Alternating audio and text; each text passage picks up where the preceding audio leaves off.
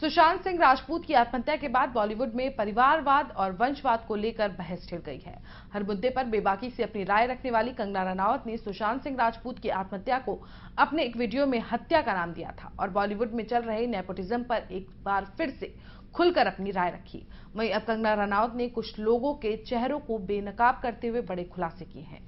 बता दें, मुकेश भट्ट ने सुशांत सिंह राजपूत की आत्महत्या को परवीन बॉबी से जोड़ते हुए हाल ही में एक बयान दिया था, जिसके खिलाफ अब कंगना रनौत ने जवाब दिया है।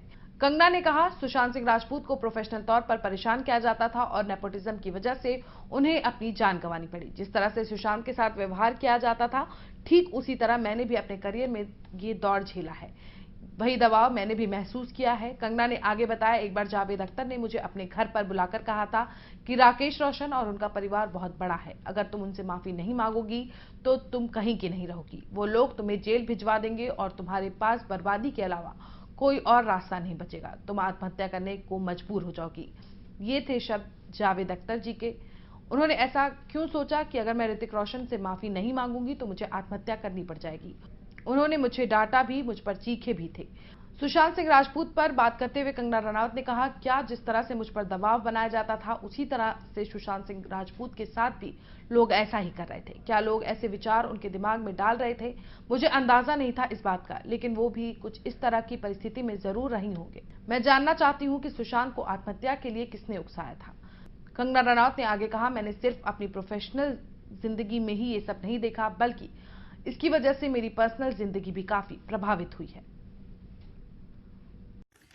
सुशांत सिंह राजपूत की हत्या के बाद कई चीजें बाहर निकल के आई हैं। कुछ मैंने इंटरव्यूज पढ़े हैं, कुछ डायरेक्टली भी बात की है। तो उनके पिताजी का कहना है कि वो फिल्म इंडस्ट्री में हो रही टेंशन के करके बहुत ज्यादा परेशान थे। अभिषेक कपूर जिन्होंने उन्हें लॉन्च किया, उनके साथ हाल ही में एक फिल्म की है केदारनाथ, उनका कहना है कि it was a systematic dismantling of a fragile mind. Ankita जो उनकी लॉन्ग टर्म पार्टनर रह चुकी है, उनका कहना है कि वो सामाजिक रूप से की गई अपमान और बेइज्जती नहीं सहन कर पाया।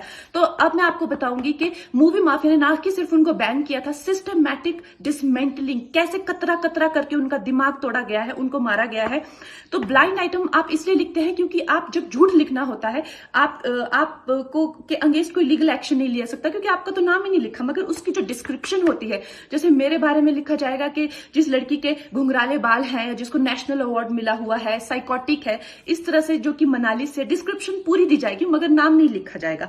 23 अगस्त 2017 को बॉलीवुड लाइव सुशांत के बारे में लिखता है कि वो जब भी सेक्स करता है तो सिर्फ अपने ही गाने सुनता है, वो सबसे बड़ा नार्सिसिस्ट है। 16 दिसंबर 2016 में मुंबई मिरर लिखता है कि सुशांत एक ट्रक ड्राइवर की तरह लगता है। 22 फरवरी 2019 को मुंबई मिरर लिखता है कि पार्टी में तमाशा करने के बाद सुशांत ने कांच की बोतल एक डायरेक्टर के सर पे दे मारी। 18 अक्टूबर 2018 को डीएनए लिखता है कि सुशांत ने अपने को एक्टर का रेप किया और वो मीटू के चलते अब जेल जा सकता है। और ऐसी न जाने कितने अनगिनत झूठ।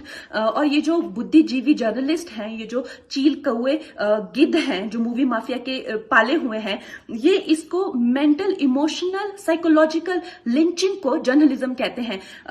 मेरे बारे में आज तक जो भी कहा गया मैंने कुछ नहीं कहा, लेकिन जब एक स्वतंत्रता सेनानी के खिलाफ गंदगी लिखी गई, मैंने उस जर्नलिस्ट को कॉन्फ्रंट किया। आपको पता है, उसी रात 4 सीनियर जर्नलिस्ट ने मेरे खिलाफ एक गिल्ड बनाई। ऐलान किया गया कि इसकी फिल्म को बैन किया जाए, फ्लॉप किया जाए। आपको पता है 3000 जर्नलिस्ट गैंग अप होते हैं एक अकेली लड़की पर, उसकी इमोशनल लिंचिंग करते हैं सरेआम, और ये समाज कुछ नहीं कहता, कानून कुछ नहीं कहता है। मैंने उन पे केस करने की कोशिश की, मगर 1 महीने बाद वो गायब हो गए। मेरी फिल्म रिलीज हुई, गायब हो गए। तो मेरा कहने का मतलब ये है कि अगर ये समाज जिस अन्याय की बुनियाद पर खड़ा है और कभी आवाज नहीं, आप ये पढ़ते हैं, चटकारे लेते हैं, कभी आपने सोचा है कि कभी नेपो किड्स के बारे में ये क्यों नहीं लिखा जाता है? तो ये अन्याय का फंदा किसी दिन आपके बच्चों के गले में लटका मिलेगा, आपके गले में लटका मिलेगा। इसलिए जब तालियां बजेगी और सीटियां बजेगी, तब आपको पता चलेगा कि क्या गुजरती होगी। 100% प्लेसमेंट के साथ हम देंगे आपको मौका। Live 24 media institute, admission open. Registration के लिए कॉल करें 9560464170।